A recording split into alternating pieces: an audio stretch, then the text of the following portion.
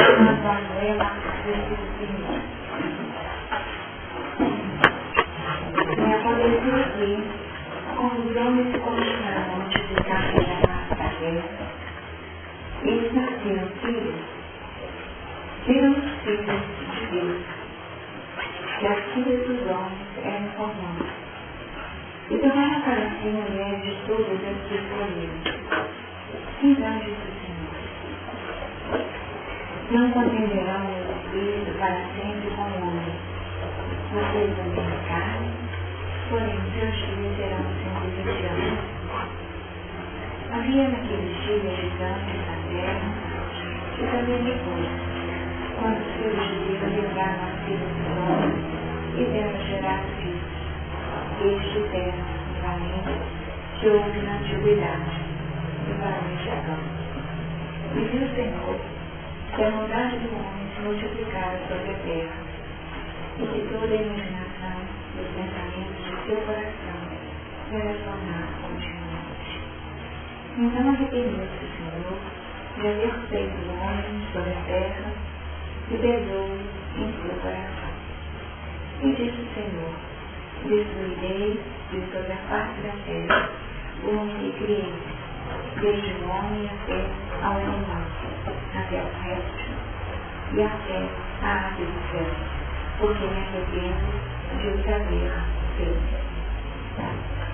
Nossa leitura fez em geral os 7 primeiros versículos. Nós observamos, na sequência natural dos nossos estudos, que o estudo de Gênesis abre para nós uma série de reflexões necessárias ao entendimento das propostas reveladoras que nos chegam com a expressão da misericórdia. De tempos em tempos, na história da humanidade, surgem elementos como porta-vozes do alto que trazem esclarecimentos acerca da nossa própria vida, da nossa própria existência. Alguns têm uma reflexão maior. Eu trabalho nos meios, nos bandeiras e nos próprios tempos. Nós poderíamos identificar no verso como sendo elementos que trouxeram uma série de informações fundamentais para o entendimento da compreensão. Esse livro, que poderia ser visto como apenas como um livro poético, que traduz uma beleza muito grande, é para nós um repositório, na verdade, um manancial de informações teóricas que no tempo serão reconhecidas por nós. Sabemos que o nosso grau de entendimento ele se eleva sem abrir o tempo e, naturalmente, aquilo que nós conseguimos visualizar, identificar no momento, daqui uma série de experiências poderá ser visualizado de forma diferenciada. De forma sintética, nós observamos nos capítulos anteriores condições que ressaltam e foram sintetizadas por nós apenas duas coisas de finalizar como nós assimilamos aquilo que já foi dito até então. O capítulo 2 fala da condição desse homem, ainda muito simples e ignorante. Esse homem nos primeiros passos queria vencer a experiência daquilo que seria no mundo definitivo. Um mundo de experiência onde a concretude dos passos estabelece as possibilidades de afirmação. A experiência adquirida através da lei e evolução que atua de fora para dentro. No capítulo 3 surge um componente fundamental, que é a identificação intrínseca das escolhas pessoais e o metabolismo da ordem universal. Esse movimento ou o exercício do livre-arbítrio como ponto. A escolha desenvolve um caminho diferenciado, um caminho próprio a partir de uma referência também próxima, onde o interesse do indivíduo prevalece e ele negligencia todas as orientações toda a proposição feita de forma natural e até ostensiva, uma vez que essa lei havia sido proposta, havia sido verbalizada para esse homem. Diante dessa situação, uma nova trajetória se abre no destino da humanidade. Sem dúvida, há a possibilidade de um redirecionamento a partir daquele evento que foi tão trabalhado, tão estudado, que foi bem fácil. O modo como o indivíduo opera, o modo como o indivíduo atua na vida é determinante para que ele possa viver experiências projetivas, onde a lei da evolução se manifesta de forma o redirecionamento e a operosidade do ser humano como componente fundamental do modo próprio de vida. Sem dúvida, essa escolha gera uma série de colheitas obrigatórias a partir de uma certeza própria. Essa colheita obrigatória acontece a partir de uma série de experiências que foram bem estudadas em vários estudos, como o saneamento surge como um componente indispensável. Cada dia você vai atrás,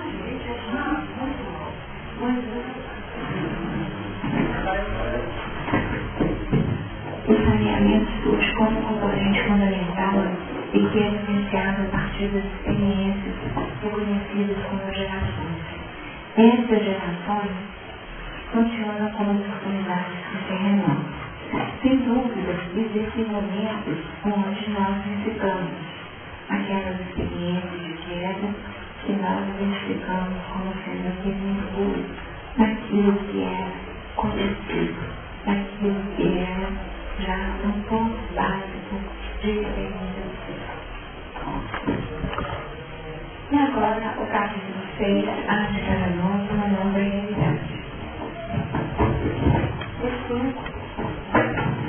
E nós temos aquela construção que foi a síntese proposta na finalização da nossa última reunião, seleção de aspectos. Esses componentes que poderiam ser trabalhados de forma externa na identificação das raças, de diversos povos, no como de cada um desses povos trabalhar no mundo.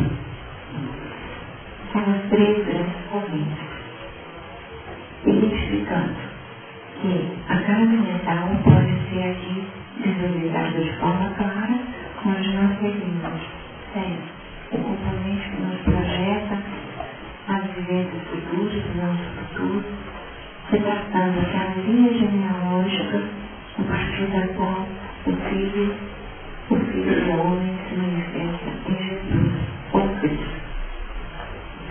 Cão representa as expressões do nosso passado, retratando tudo aquilo que nós já vivenciamos em nosso ontem. A síntese do nosso passado. Essa síntese do passado que ainda influencia fortemente as nossas realizações concretas no mundo operacional. O pé representa essa operosidade, essa capacidade de realização no plano horizontal. Sempre sob influência dos dois componentes. A raiz que nos chama para baixo, repetindo experiências, e ao mesmo tempo os estímulos que nos chegam a partir dos planos executivos, os toques que vêm de cima, nos convidando a uma vida renovada. E esse redirecionamento no saneamento para que o homem alcance graça perante Deus. Esse é o grande objetivo. Todos esses elementos retratam para nós o desafio do entendimento dessa mensagem que pode ser vista externamente ou internamente. O capítulo 6 pode ser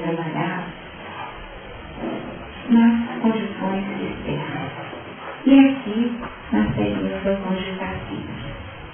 E aconteceu que, como os homens se começaram a multiplicar sobre a face da terra, e lhes nasceram filhos, viram os filhos de Deus, que as filhas dos homens eram formosas, e tomaram para si mulheres de todas as que escolheram. Aqui nós temos dois grandes grupos. Os homens, aí eu fico dando nome, aí fica dando microfone. Aqui minha avó vem pra cá também. Então, aqui, ó. Homens,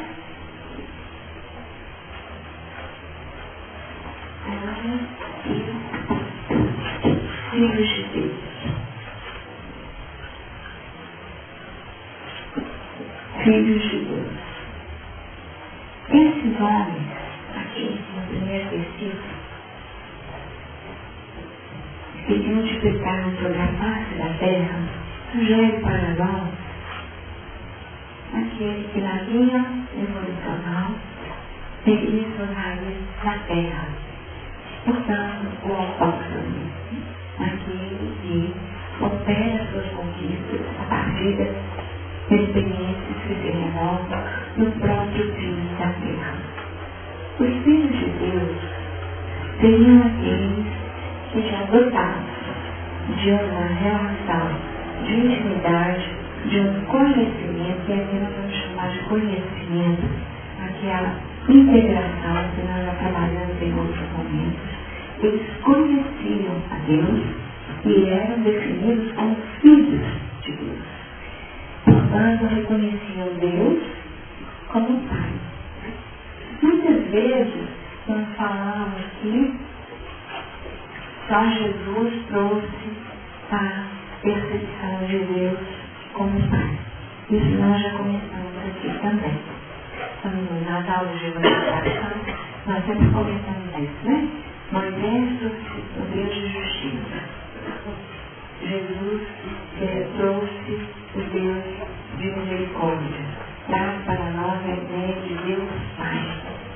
Mas se nós observarmos, em muitos momentos, a ideia de Deus Pai foi semeada no coração dos homens a partir dos registros de Moisés.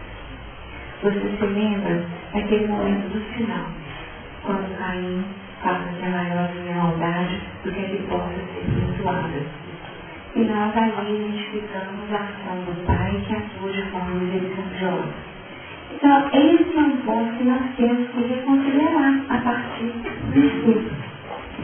Moisés trouxe a visão de Deus Pai também. No entanto, da nossa capacidade assimilativa, nós apropriamos e retivemos na nossa intimidade apenas a clareza de Deus, juiz implacável. Então é a questão desse ampliar da visão da revelação a partir dos nossos filhos de Deus. Se são filhos de Deus, é porque Deus é Pai. Aqui essa expressão se renova. O que aconteceu?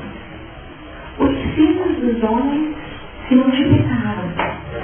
O piso era abandonado. O piso é a terra. Se nós pensarmos na condição da casa mental, os filhos de Deus estariam vinculados à linhagem de Sem. Seriam aqueles que já conectam com o Pai, já conseguem assimilar as influências e estímulos superiores. E os homens? Os homens, eles que se multiplicam, estariam vinculados com as expressões de raiz. Na semana passada também nós comentamos a passagem da mulher cananeia. E ali identificamos a proposta de vida que foi eleita por aqueles cananitas, a origem de Cã. realidade desse povo. Um povo que construiu muito dentro dessa condição horizontal. Suas casas eram bem edificadas e construídas, um plano interativo na completude extremamente elaborado, mas com aquele desafio. Tenha relação com esse Deus. E na demanda dos seres humanos, houve a necessidade de criar uma série de representações para que virtudes, facetas daquilo que era a carência do homem fosse projetado como elementos superiores.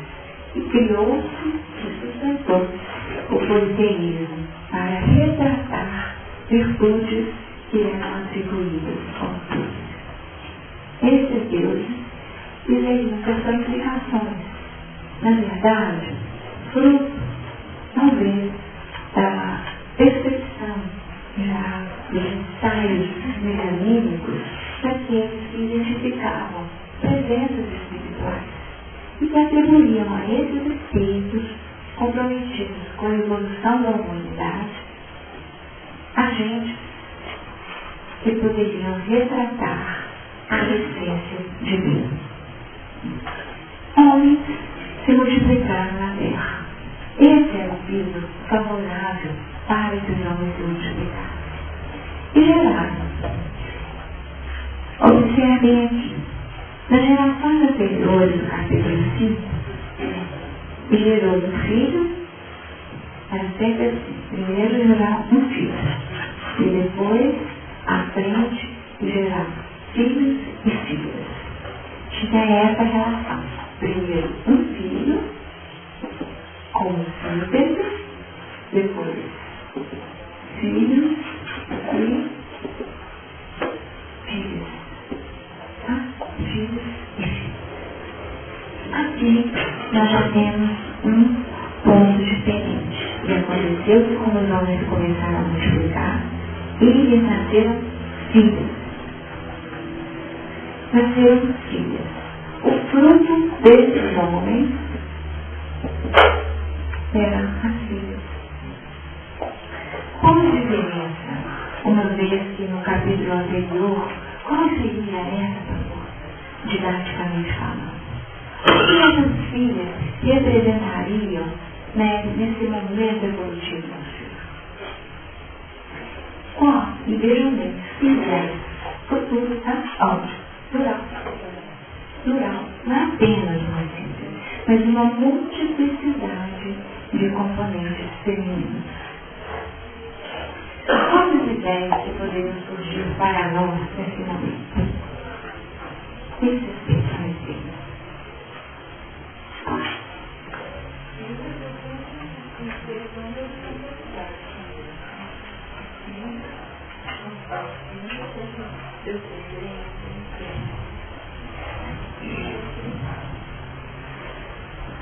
Alguma outra ideia?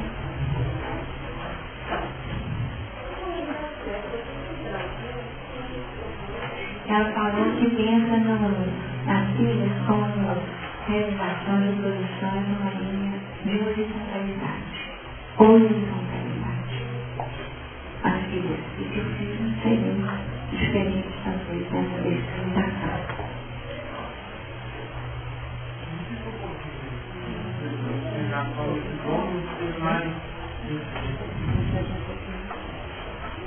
Os homens tendo mais sentimentos.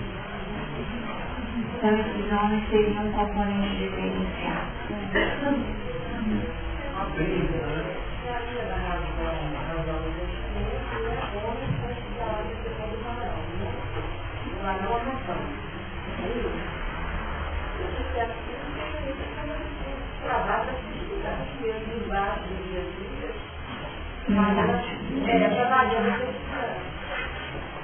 Sentimento. Essa definição para a força. É interessante que depois de experiência aqui, hormônios, tem mais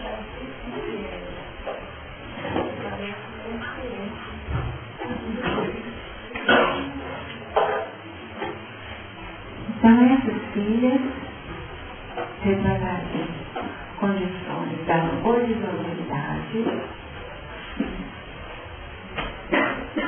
As filhas representariam o sentimento e poderiam representar também homens com mais sentimentos. Isso você falou, né? Homens com mais sentimentos.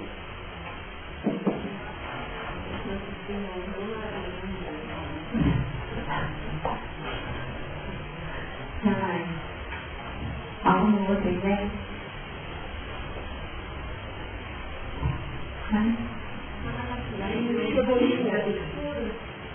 Nossa capacidade mais consciente, capacidade mais consciente, capacidade que perceptiva.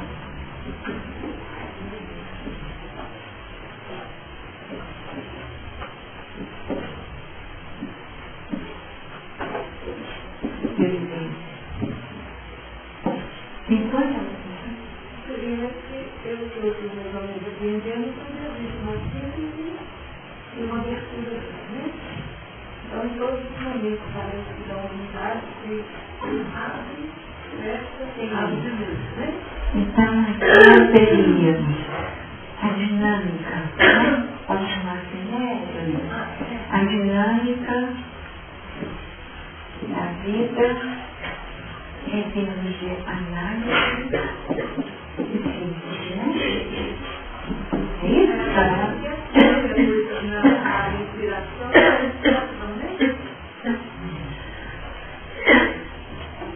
A dinâmica da vida envolvendo, né? Na análise, nós teríamos o desdobramento em partículas para que pequenos ramos pudessem ser identificados. No filho, nós teríamos a síntese nesse respiro, né? Ou nesse pulsar do universo, né? A síntese e a análise. Nós teríamos, né? Isso é o diáspora, né? Nós teríamos a inspiração e a expiração. O grande boom, né? Nesse movimento de expansão. Na expansão, nós trabalharíamos a análise de ângulos e de vários parceiros. Isso que as filhas abririam para nós. Sempre na gênese. A gênese acontece a todo instante, né? Nós recebemos essas informações a partir dos nossos amigos espirituais em vários momentos, quando nos dizem da responsabilidade pessoal em todas as criações de nossas vidas. Até então, nós achávamos que a vida era o fruto daquilo que nos acontecia, porque ainda vivíamos seguindo essa evolução de fora para dentro, esse plano indutivo de fora para dentro. No entanto, nós observamos que à medida que o ser assume a sua posição como agente operacional, ele cria para si situações ou circunstâncias que favoreçam ou não o seu crescimento espiritual como agente. É isso que seria a fase seguinte, porque se nós observarmos qual seria a linha de crescimento do ser humano, nós caímos mais atrás, os planos mais automáticos, os reflexos, elaboramos nesse desautomatismo uma série de conquistas e os instintos nos acordam para a relação com os estímulos externos e condicionamos respostas que assegurem a nossa sobrevivência. Ganhamos, a partir da construção daquele quadro proposto da casa mental, uma dinâmica nova quando conquistamos a razão. E o passo seguinte, segundo André diz no livro dos Irmãos, seria a conquista da responsabilidade. Então nós temos de responder pelos nossos atos. E aqui nesse capítulo nós temos a questão está na responsabilidade, porque os homens escolheram. E foi isso que eles fizeram no versículo 2. Viram os filhos de Deus e as filhas dos homens eram formosas e tomaram para si mulheres de todas as que escolheram. De todas as que escolheram. Já com a responsabilidade a partir das suas ações. Mas vamos ainda falar sobre... Ou uma irresponsabilidade. Agora são essas duas. É responsabilidade diante das suas ações ou a irresponsabilidade diante das suas ações. O que eu estou entendendo aí é o seguinte: filhos de Deus, dos homens. Poderia ser filhos dos homens também. Não colocou filhos dos homens, como colocou aí a maçã, né? E quem seria os filhos de Deus? Seriam aqueles com encarnação missionária, escolhidos, que eram para uma missão. E chegaram aqui as filhas dos homens, aquelas que tinham que encarnar aqui para começar a sua evolução. Entendeu? Deus me passou isso agora pela cabeça. Porque Deus virou. Porque eles perderam a cabeça pelas mulheres. Entendeu? Repetindo Adão, inteligente. Ou também isso.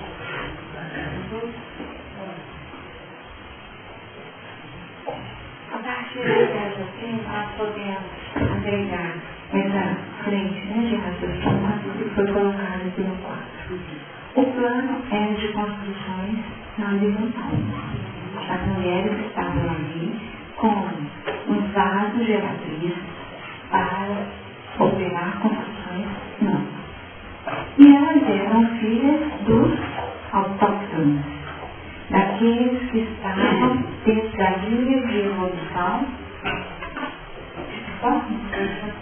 natural, de fora para dentro, né?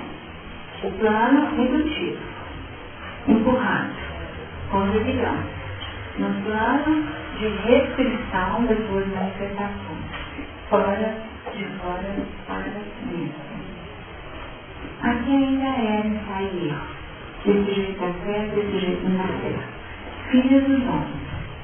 Portanto, se nós falamos que é o sentimento, nós estaríamos já projetando essas filhas ou essas mulheres a uma condição que seria só o futuro delas. Nós poderíamos chamar de capacidades perceptivas, nós poderíamos trabalhar outras colocações. Mas dentro da via da análise, que eu acho que é o que mais aproxima daquilo que nós queremos retratar, nós teríamos emoções. Emoções. E não ainda outros sentimentos. Emoções. Como aquilo que emerge da nossa raiz mais profunda. E nós passamos esse contato com nossas emoções. Quais seriam? Nossa raiva, a nossa tristeza, a nossa alegria, a nossa preocupação, tá? O nosso estado de medo em determinadas circunstâncias. Ainda não seria o sentimento. Porque quando nós falamos do sentimento, nós já falamos de algo mais elaborado e purilado, no tempo que poderia ser sintetizado no amor que se desdobra como lei de vida e se manifesta da forma mais diferenciada. Essas filhas dos homens estavam ali, emergindo, e tendo expressões muito interessantes. Em determinados momentos, a energia que manifestava era algo extremamente prazeroso. Em alguns momentos, quando uma outra emoção se manifestava, existia um júbilo e uma condição de prazer interno que era extremamente valorizado pelos filhos de Deus. E já seria realmente como se esses filhos de Deus que já teriam um peso de evolução que poderia ser operado através da evolução consciente. E qual seria a grande missão? A grande missão seria essa. A grande missão seria evolução consciente. Viver segundo a lei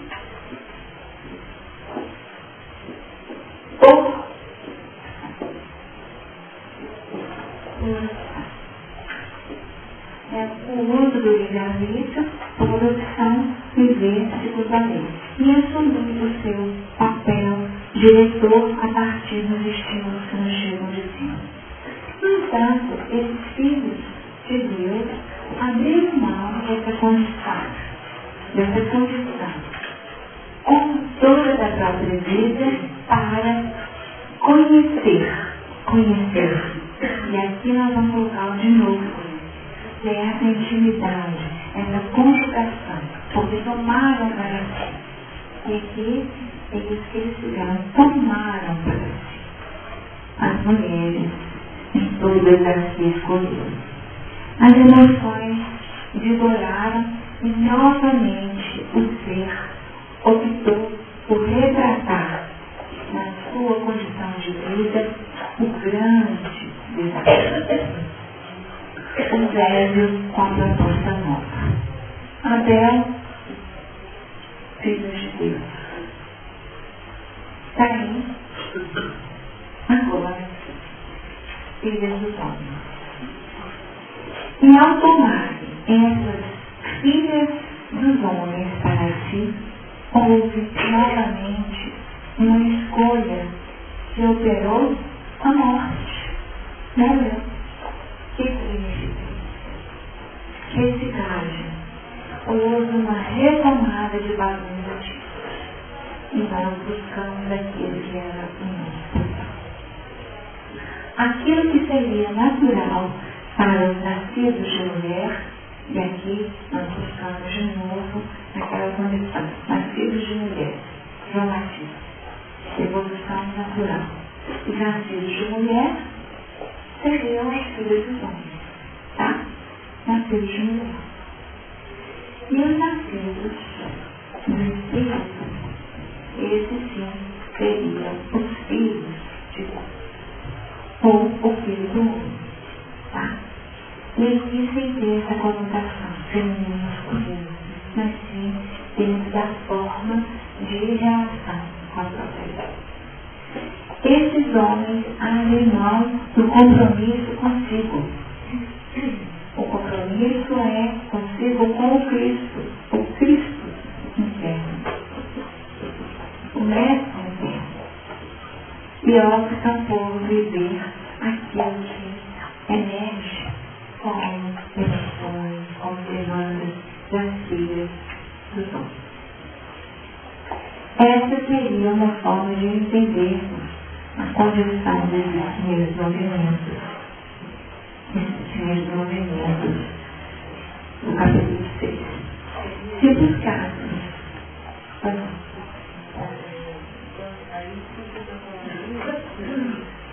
não só emoções, mas também questão sim.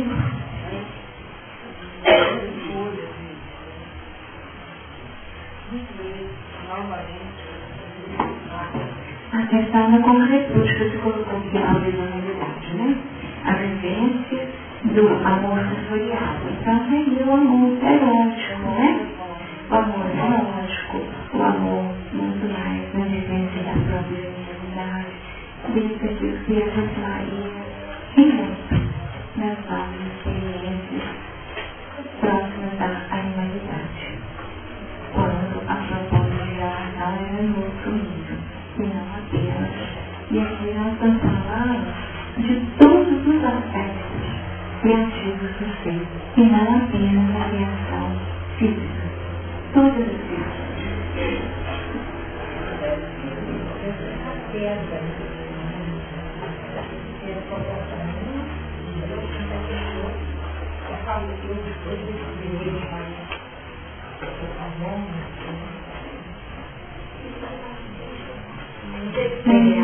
Está um pouquinho à frente, está no versículo 7, tá? No capítulo 7 nós chegamos nessa condição de reavaliação. Que a todo instante nós somos convidados a reavaliar as nossas escolhas, os nossos caminhos. E essa reavaliação é que abre espaço no existência nova. Mas aqui? Bom, de todas as que escolheram, aqui se explora a condição definitiva de livre-arbítrio. Escolher. Havia já uma série de conquistas. Havia o discernimento, havia a capacidade de nomear todo o contexto, e agora a condição era de definir qual ou quais eu elejo para conhecê-las e trabalhar com elas em intimidade. Feita a história, houve naturalmente uma resposta. E essa resposta é do Deus interno no versículo 3. Então disse o Senhor: não contenderá o meu espírito para sempre com o homem, porque ele também é carne, porém os seus dias serão 120 anos. Aqui nós temos de novo a ideia dos 120 anos. Desse aquele simbolismo que nós estudamos, a questão do 3, definimento dentro da vida, do plano evolutivo, né? Então nós temos que virar o movimento natural, e não considerar para sempre. Tudo tem limite. A questão do limite está aqui definido.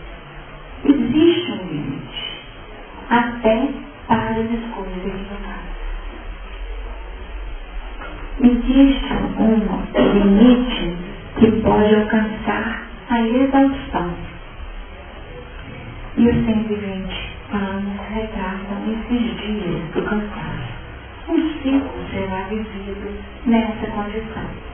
Então, na reciclagem, naturalmente nós abrimos uma série de necessidades que passarão a vigorar numa linha automática.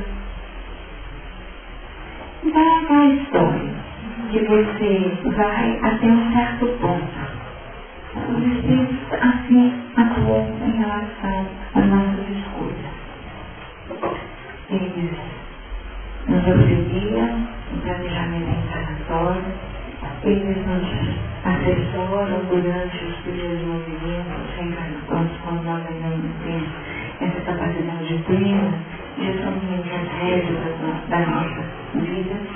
Então estão ali como tutores acompanhando nossos passos, até que nós possamos retomar a nossa capacidade diretora, e aí sim eles passam a atuar de forma mais discreta na assistência e nos expressão. Como? Sugerem caminhos, apontam possibilidades, mas deixam para nós a escolha dos caminhos. Porque ninguém faz a evolução pelo outro, ninguém trilha o caminho pelo outro. Cada um terá de fazer o seu próprio caminho, cada um terá de dar os seus próprios passos. E aqui nós teríamos essa expressão de que até um certo momento nós vamos com essa assessoria modelagem, acompanhando de perto. Mas, se há uma reciclagem, é como se nós abríssemos mão dessa assistência, elegendo um caminho que precisa ser escutado. É aquela história. Eles pegam o caminho da esquerda. Esse caminho da esquerda vai dando uma luz sem saída. O espírito que tem essa lucidez, vive como filho de Deus, ele já sabe que ali, no final daquela rua, a única possibilidade que existe é voltar e retomar o caminho que seria o caminho correto. Será que esse espírito que conhece a trajetória tem que ficar pelejando nesse caminho? Aí que está a conquista. Porque se assim não fosse, nós teríamos que assumir que a nossa posição já somos. E nós só fazemos aquilo que nos é sugerido, que não temos participação ativa na vida. O caminho equivocado, ele poderia ser, aqueles que são muito amigos, podem, mesmo nessa rua sem saída, de vez em quando, dar um sinal. tipo assim, à frente, transidermovido, uma placa. Aí a coisa será que é isso? Será que é aquela de repente abriu a vida, né? E continuou insistindo por esse mesmo caminho, trilhando até constatar que não seria, não vai ficar como fala, não compreenderá, né? Não compreenderá o meu espírito para sempre. Então é uma história, o deixar ir. Depois fez tudo que poderia ter feito. Agora cabe ao indivíduo fazer o redirecionamento. Sabe? Esses dias aqui, sabe? Muita coisa. Entendendo? E tem uma justificativa. Porque o homem também é carne. O homem também é carne. O que isso sugere para nós? Existe essa correlativa. Existe naturalmente essa chamada do nosso passado, que nos faz reciclar em momentos que nós podemos fazer diferente. E o homem também é esse elemento. Se vai precisar desse tempo, então que esse tempo corresponda a um ciclo. Vamos dar mais um ciclo. Vamos dar uma nova chance, uma nova oportunidade. E pode ser nesse plano, pode ser um outro planeta, e aí sim as oportunidades se abrem em períodos que se renovam. Como se fosse aquela questão, né, da chance do indivíduo de posicionar como experienciado. Havia naqueles dias gigantes na terra, e também depois, quando os filhos de Deus entraram as filhas dos homens. E delas, agora olha só, gente, e delas geraram filhos. Estes eram os valentes e houve na antiguidade os varões de fato. Agora, uma nova mudança. Retomando aquilo que é apresentado como uma dinâmica no capítulo.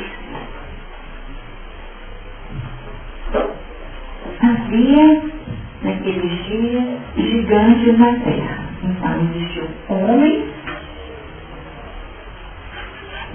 e gigantes.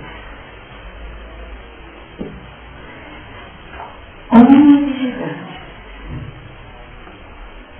E também, depois, quando os filhos de Deus entraram as filhas dos homens e delas geraram filhos, então, homens de Deus e filhos dos homens, de novo, só que não é uma simples, geraram filhos.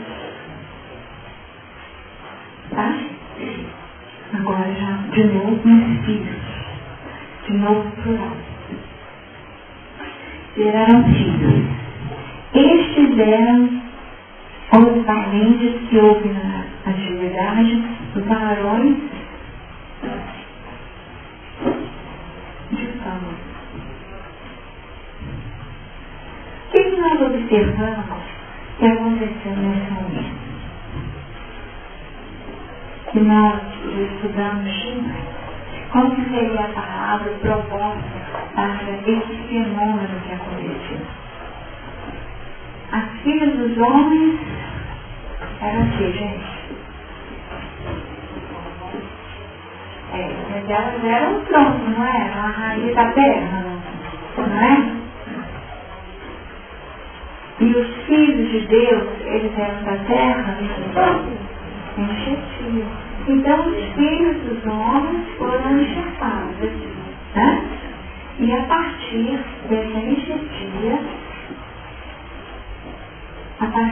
enxertia, surgiu uma condição diferenciada para os homens, varões de fama. Varões de fama. O que seriam esses varões de fama? Aqueles que se destacavam, aqueles que já tinham nessa miscigenação um padrão psíquico que não era mais o natural do autóctone, mas que ainda não era próprios para os filhos de Deus. Definido para nós um componente novo na expressão evolucional. Na enxertia, nós abrimos espaço para a heterogeneidade. Na enxertia, surgem elementos novos. Quando nós estudamos a dinâmica do lar, nós aprendemos que no lar existem elementos que retratam o nosso passado, amigos e inimigos. E muitas vezes elementos novos que são enxertados nesse lar com um propósito. Elementos que podem, a partir dessa enxertia, então o cavalo, o cavalo na enxertia, o elemento que funciona como Cristo, sem dúvida é aquele que a terra oferece no plano biológico, para que o novo aconteça, como elemento capaz de modificar o perfil. E assim nós observamos os planos mutacionais. É quando surge a evolução. A mutação que nós já aprendemos lá na época das células, das formas que haviam foram trabalhadas, e foram sendo modificadas no tempo até que elas se fixassem como um componente novo. O varão de campo representaria o plano da casa mental, esse novo homem, um novo homem. Um novo homem para a terra. Não é mais os homens da terra, mas um novo homem. Esse novo homem já numa capacidade efetiva de diferenciar. E você? Alguma dúvida sobre isso?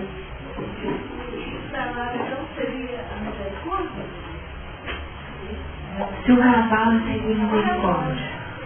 O cavalo, se nós pensarmos simbolicamente, a misericórdia é o cavalo, é o tronco, é a folhagem, é o ar. Então a misericórdia, ela permite todas as facetas. O cavalo seria o painel vigente, seria a completude. O que eu tenho para trabalhar aqui nessa terra? O que eu tenho? O que eu tenho para trabalhar aqui nessa terra é um encher de rosa, Pega que rosa. Mas que a rosa não mais que nasce em qualquer lugar, não é? Que seja o cavalo, que ela tenha uma força adaptativa reconhecida e a partir dessa condição adaptativa consolidada é que é feita enxertia de um novo. E aí de repente surge uma roda de lado. E aí a gente pergunta, gente, tão bonito, mas a gente não percebe, porque ainda não consegue ter essa adaptação plena para a manifestação de todos os valores. Então expressa de beleza, mas não expressa, por vezes, a exalação natural que seria da rosa original. Então nós temos um varão de fama. Então a rosa de lá seria um varão de fama que surgiu num ambiente até então que desconhecia elementos dessa ordem. Então aquele indivíduo que chega lá na tribo, você fala assim, não estou com ordem de chegar aqui. É um negócio mais fácil, não. Então tem que ser que tem que ser respeitado. Nós temos que definir funções. Então ele está varão de fama. E chega e já são os 12 trabalhos de erro. Seria, sem dúvida, uma condição do plano. Como elaborar soluções a partir dos desafios da vida.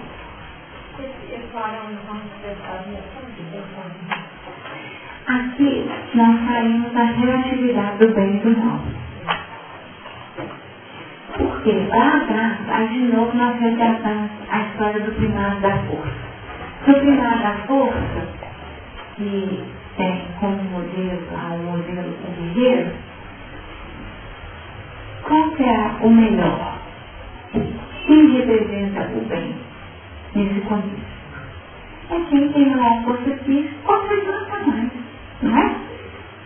Aquele que consegue ter mobilidade nas artes marciais e que usando a sua força e a sua estratégia consiga sobreviver. Naquele momento, do primado da força, nesse modelo do guerreiro, ele tem um componente perigoso. Então tem o bem e o mal, sim. A questão do bem e do mal sempre estará nesse plano da dualidade. Hoje nós consideramos que é um bem estarmos aqui conversando sobre esses assuntos. Daqui a não sei quantas reencarnações, nós vamos concluir que é totalmente desnecessário, porque nós estamos lançando ideias nas mentes, quando o grande desafio é que das mentes saiam as ideias. Um plano pedagógico diferente. Nós já sabemos que a proposta é essa. Mas no futuro, então, nós vamos pensar sobre isso. Aí, daqui a um tempo muito maior, nós vamos mudar o padrão de aprendizagem. Nós não vamos mais pensar sobre isso. Sempre olhando, né, no que os dias como, né? Nós vamos sentir sobre isso. E aí, sentir já é tão concreto que nós não vamos mais sentir sobre isso. Nós vamos desenvolver capacidades perceptivas que foram colocadas e consciências tais que nós não vamos nem pensar mais sobre isso, nós não vamos mais sentir sobre isso, mas nós vamos viver a experiência como algo inerente a cada qual. Então nós vivemos toda a experiência da evolução da forma consciente, como se fosse aquele flashback, né? Do movimento que acontece no processo da desencarnação. E aí vivemos a nossa experiência evolucionando de forma consciente. Parou aí? Não, agora não continua de nada nenhum. Fica para cada um quais seriam os outros planos pedagógicos de aprendizagem. Aí está a relatividade do bem e do mal.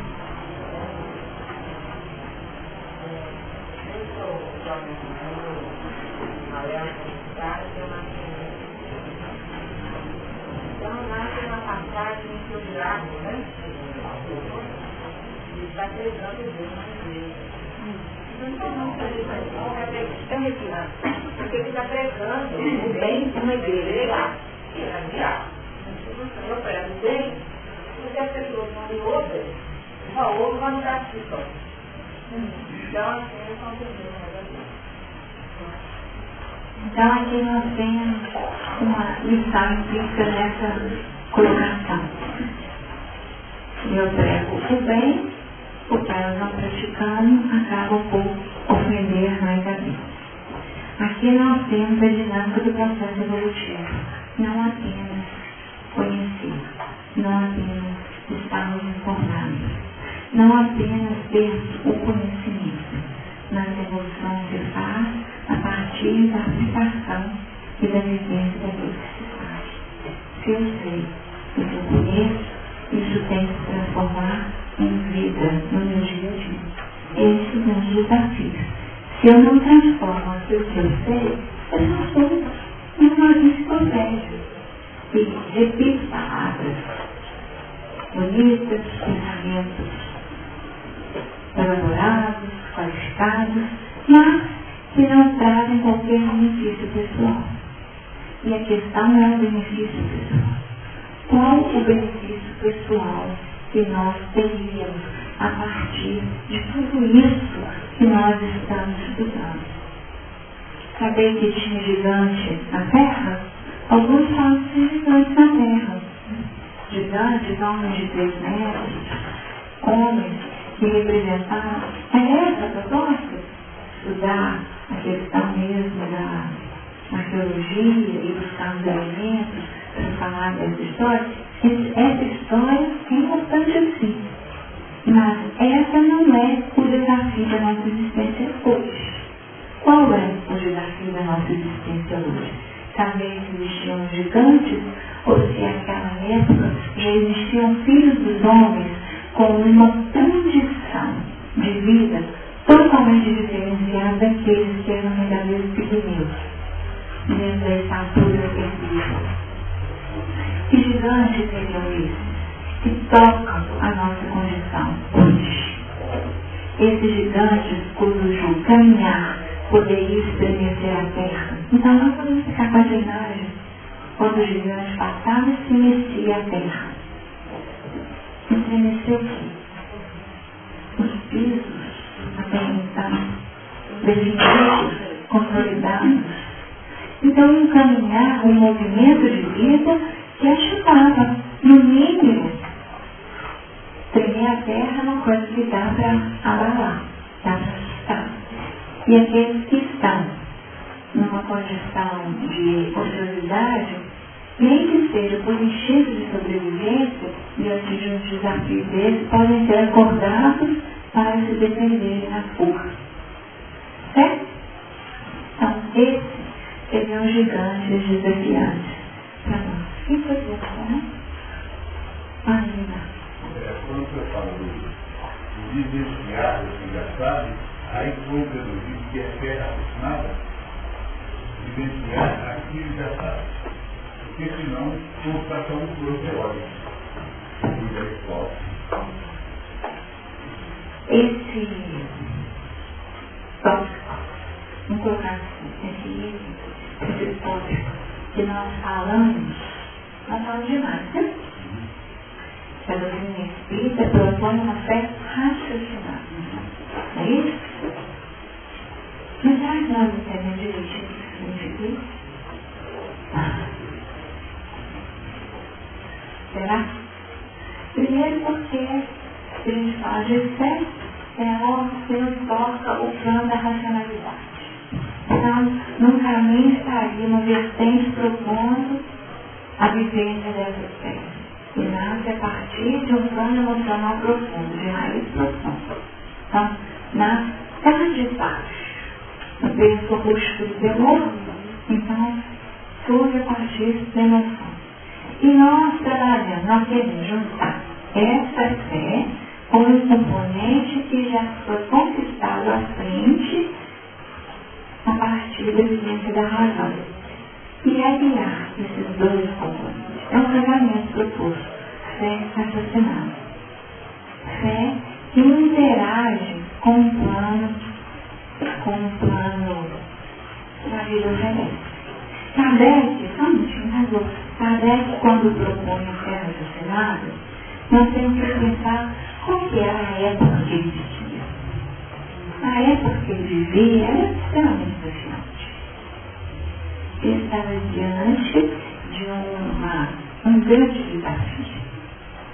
A negação total da religião, a negação de todas as possibilidades interativas dos planos espirituais, dos planos dos vários céus e a terra, a partir de uma construção que foi desviada do seu objetivo. E se nós pensarmos bem, o que aconteceu com os filhos de Deus? Eles foram envolvidos pela condição da formosura das filhas dos homens e criaram uma religião totalmente fora da religião proposta pelo Deus único, do Deus interno, do Deus imanente, do Deus transcendente, e criaram por várias personificações. E começaram a achar que eles não beleza. Não trilham o politeísmo. A questão mais à frente é a reforma, né? O que acontece? Aceitação, gente. Aceitação. Por que não aceitação? Tem um porquê. Lógico, aceitável. Porque de alguma forma há um entendimento que esses santos seriam um resgate desse politeísmo. Seria uma condição dessa miscigenação que aconteceu entre o cristianismo nascente, puro, primitivo, que era aquela linha transparente do Deus único, e essa contaminação, não chama de contaminação, porque a colocação é essa. Quando o cristianismo foi ajuste para poder agradar os gregos e os troianos? E com isso, no movimento histórico, na história das religiões, nós vamos percebendo essa distorção que foi ambientada. Se os primeiros cristãos foram perseguidos, o que aconteceu no tempo? Os cristãos fizeram o quê? Perseguiram. E as cruzadas fizeram. Tá? Então nós observamos um movimento. Aquilo que foi vivido, de novo foi devolvido como ações. E se existiram muitas guerras na história da humanidade, é Kardec quem comenta isso no Evangelho segundo o Espiritismo, no capítulo 23, para enrolar. Ele nos diz que existiram muitas guerras políticas, e não é de espírito, não. É ele que constrói o raciocínio e escrito por ele. Isso de Kardec mesmo. Sob inspiração, é claro, né? Daqueles que ordenaram a sua missão. Ele deixa claro que existiram muitas guerras políticas, mas as piores guerras foram as guerras religiosas. Isso a partir dos filhos de Deus, tomando as filhas do dono. Quando a gente assiste filme bíblico, e no filme de Salomão é o mais sábio de todos. Tem uma cena de um filme, não sei a descrição, mas assim, tem uma cena que ele está adorando a deusa lá. Todo mundo preocupadíssimo. Porque ele está encantado com as filhas dos homens. Encantado com as filhas dos homens. E ele queria já mudar a situação toda, proposta, para ajustar ao interesse dele. Então as coisas não se repetem no tempo. Então, quer dizer, esses personagens, eles viveram as experiências só por eles, ou as experiências deles foram um material didático para a nossa realização e percebermos o quanto nós somos carne, o tanto que nós somos cão, o tanto que existe em nós uma raiz cananita e policeísta nessa proposta religiosa. E aí sim nós vamos multiplicando as criações horizontais e nutrindo esses elementos de tal forma que eles roubem a cena da vida que nós vamos vivendo. Mas tudo isso terá um tempo, 120 anos. Foi a vez primeiro.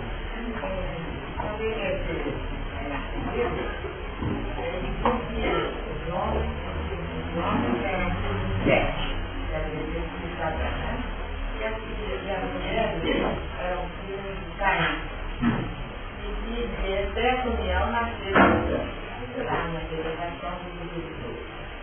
Mas ele fala também uma coisa muito importante que abrange um pouco do que você acabou de explicar. E racionalizar é encontrar razões para justificar o outro. E aí vem uma colocação que é a da hora, né? Que a questão não é ter razão, né? Especialmente em relação. Especialmente nas relações mais íntimas. A questão não é quem está com a razão. O que vale é o amor. Então, se você está com a razão, ou se o outro está com a razão, não deve ser lá. Se existe amor, eu encontro. E a gente segue em frente. Mais alguma coisa?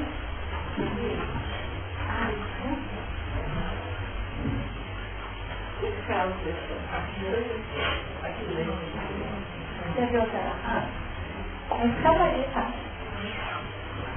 Olha, eu não sei se eu estou pensando, mas eu sei que as filhas dos homens,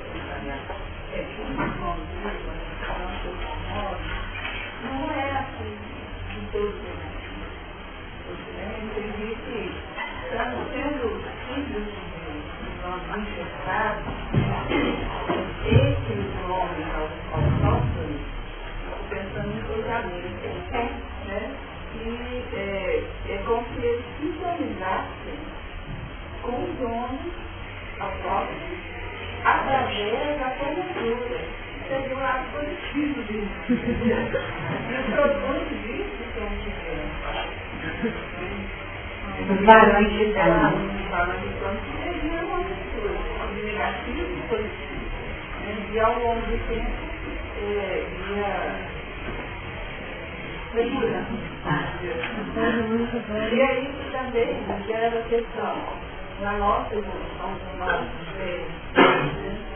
É necessário que a gente não pode excluir sem deixar, sem trazer lá do nosso, aquela parte homotóxica, né? É carne, né?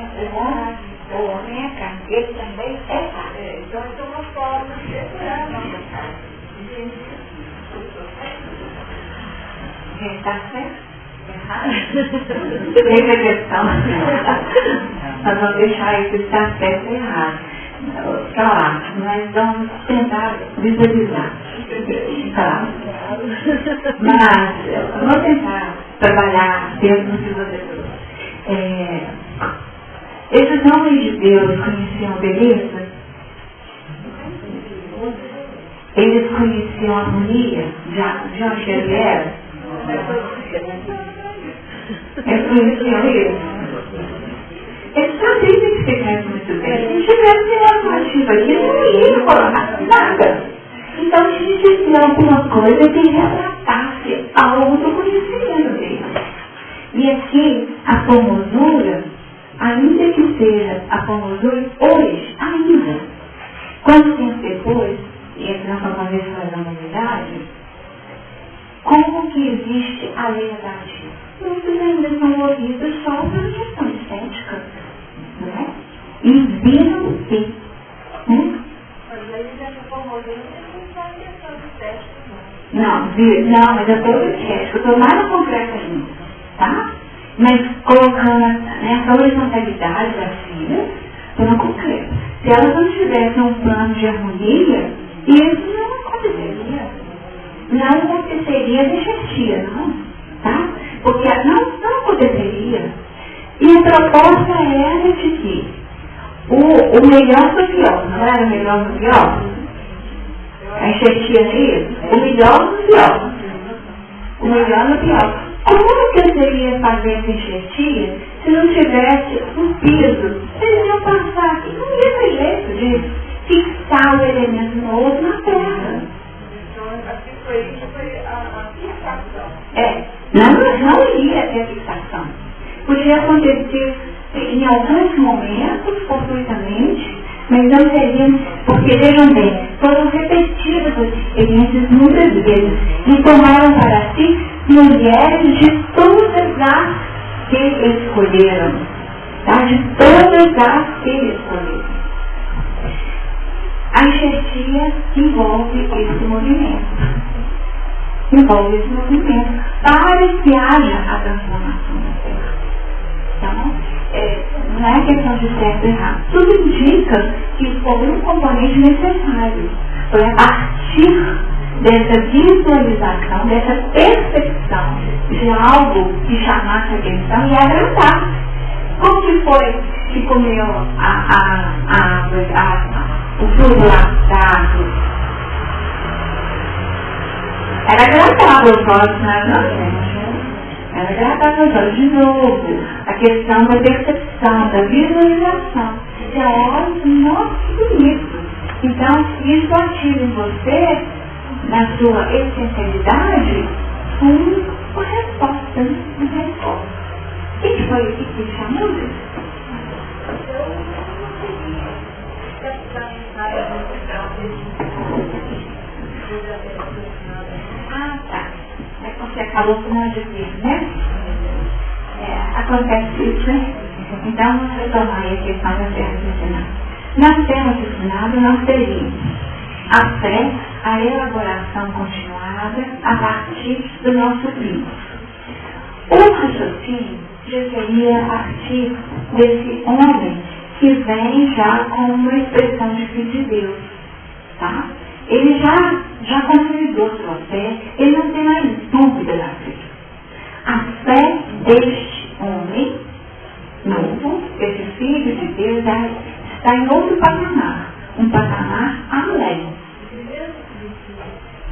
esses filhos de Deus, tá? Os filhos de Deus.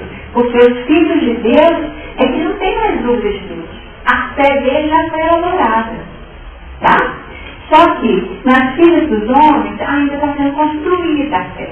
E essa fé crescente, essa fé que precisa do rito, essa fé que precisa do rito, de todos os elementos de substituição. E aí nós falamos dos santos, de todos os elementos, que é de uma demanda intrínseca. E nós, muitas vezes, ainda precisamos na condição de homem de carne. Aquela história, nossa, vamos acender uma velinha no jaguar? Tá?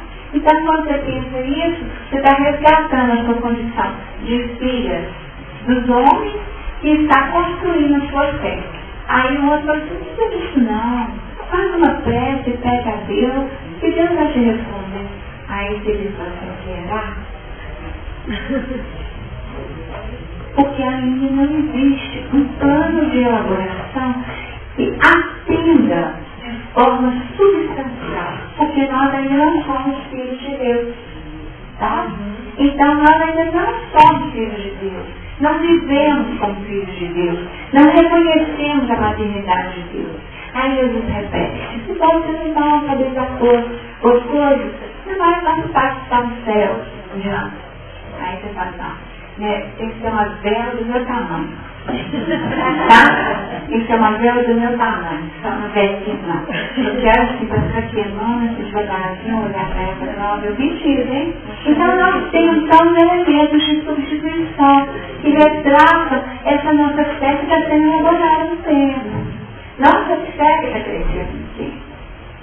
E ela cresce a partir desses elementos que nós começamos na semana passada, do espelho que você perguntou, do espelho da casa mental, que a gente projeta lá.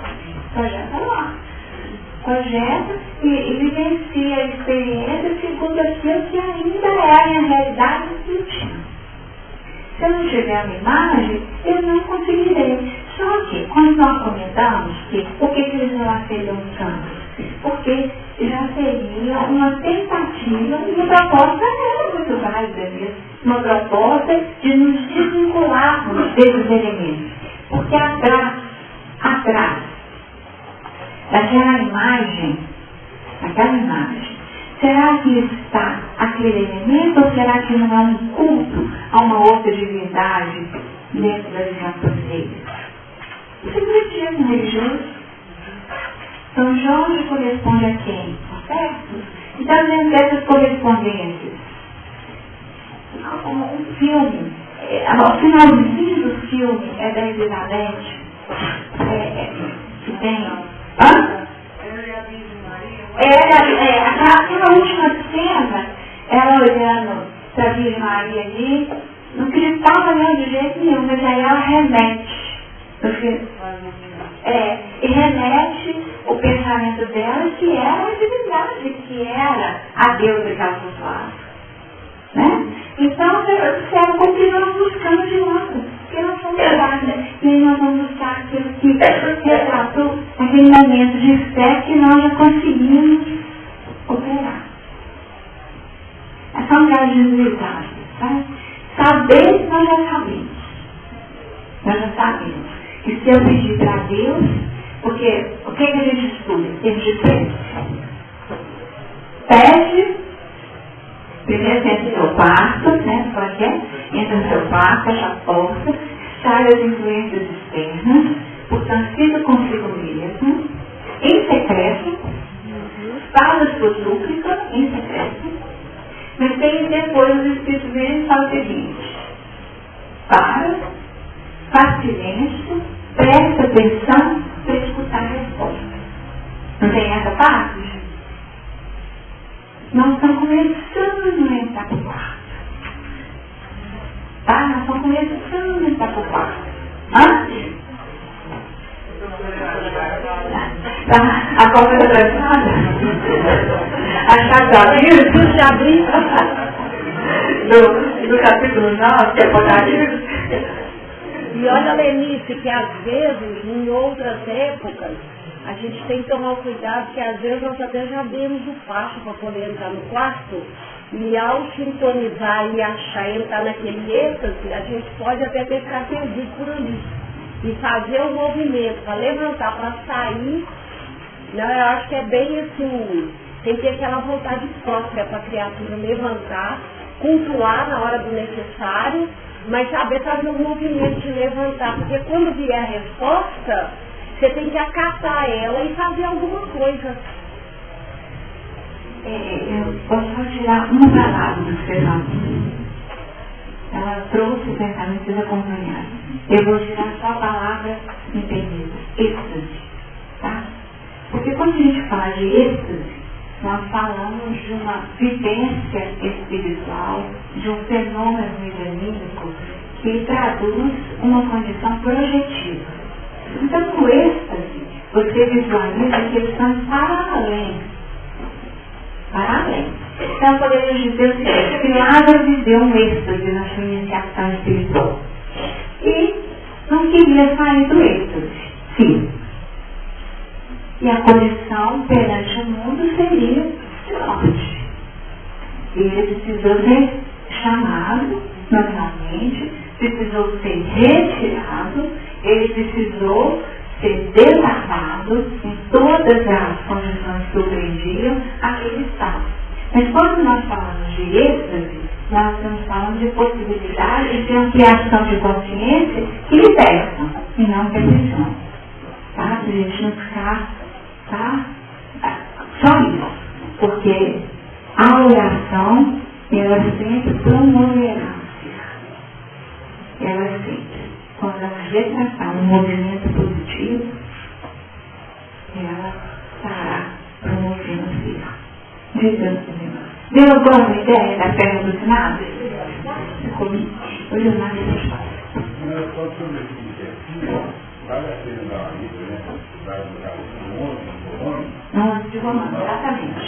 Então, permita-me esse versículo. Está aqui para nós aí, ó. É o 11 de Romano, tá? Na de Romano, a gente vai ler só o versículo.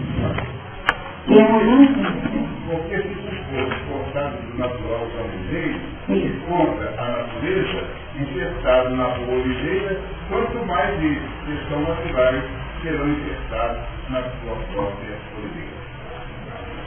E aí, deu gente ideia? E aqui é importante. Paulo escrevendo aos romanos. Os romanos seriam a figura do panteísmo, né? Do gentio. Não é isso? Aqueles que estudam e abordem, aí nós podemos até resgatar algo que o Honor já nos ensinou sobre essa questão. Paulo é de qual tribo? De qual tribo? Benjamim. De Benjamim. Benjamim era qual? O caçulinha, né? O mais novo. Portanto, era quem estava na transição. Era a rapinha do Tacho, né? Rapinha do Tacho. Paulo era filho. Da tribo, dentro da genealogia, tá? Era da tribo de Benjamim. Dos filhos lá, das 12 tribos. Então, se nós temos Paulo como sendo essa condição vamos falar assim, o final da história, ele seria aquele que estaria mais próximo do gentio. Porque os mais velhos, né? E dos feios. Tanto que, na própria identificação de Paulo, o que ele fala que ele é, né? Ele fala tudo que ele é, mas cidadão romano, né? A condição dele.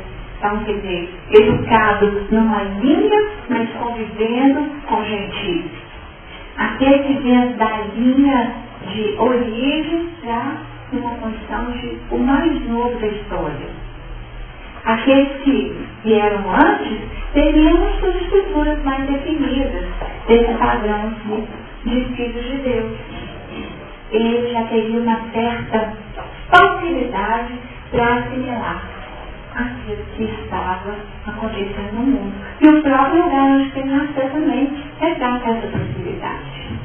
Taxo era um centro de confluência de várias civilizações, de vários povos, de vários povos. São culturas distintas ali se reunindo. se era uma condição onde a cultura grega havia crescido muito, olha só, ele viveu com a cultura grega, ele viveu com vários povos de diversas origens, conhecia várias línguas, essa questão que Paulo pensava em grego. Porque pensar em grego é só uma familiaridade. Então ele tinha essa naturalidade dentro da sua experiência de vida.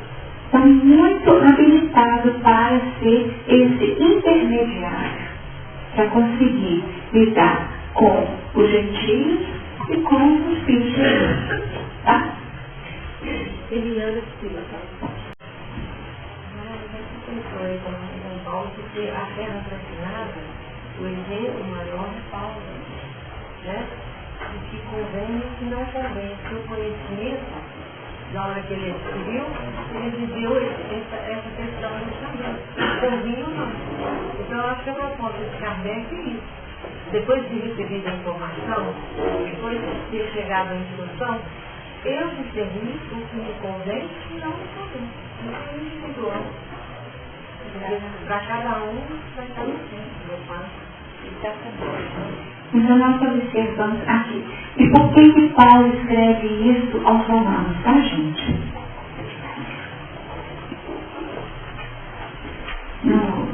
Onde o Evangelho, capítulo 11, a partir do versículo 8. Como está escrito, Deus lhes deu espírito de profundo sono, olhos para não verem e ouvidos para não ouvirem, até o dia de hoje. E Davi diz: forme-se a sua mesa em laço e em armadilha, e em tropeço por sua retribuição. Escureçam-se os olhos para não verem, e encurvem-se continuamente as costas. Digo, pois, porventura tropeçaram para que caíssem? De modo nenhum, mas pela sua queda veio a salvação aos gentios, para os incitar à emulação. E se a sua queda é a riqueza do mundo e a sua diminuição a riqueza dos gentios, quanto mais a sua plenitude. Então, aqui é a resposta para o que a Maria perguntou, né? Que o erro deles, o cair no envolvimento da formosura das filhas dos homens. Isso porque existia aquela condição. A grande questão da contenda do litígio, né? Os gentios começaram a questionar os judeus. Não pode, eles conhecem Jesus, não aceitar Jesus, e começaram, então, a crítica e aquela contenda. Então, Paulo selou a conversa. Porventura tropeçaram para que caíssem? De modo nenhum. Mas pela sua queda, pelo que fizer com que eles caíssem, não. Mas pela queda deles, aqui, veio a salvação aos gentios para os incitar à emulação. E se a sua queda é a riqueza do mundo, vejam bem, a enxertia do bom no pior. Riqueza do mundo. Primeiro uma raça, aí vieram valores de fama, vieram outros componentes. E a sua diminuição, a riqueza dos gentios, porque aquela história, né? Eles se reduziram, miscigenaram, e com isso o autóctone passou a ser marchando. Quanto mais, aí virou para assim, gente, se com a queda eles fizeram isso, agora imagina com a plenitude deles, aí calou todo mundo, né? Imagina com a plenitude deles o que pode acontecer. Então, tem essa resposta. Romanos 11, tá? A valorização. Então, quer dizer, não nos cabe definir sobre as quedas de quem quer que seja, mas ao reconhecê-las, tentarmos identificar quais os componentes que podem ser componentes luminosos na escala evolutiva.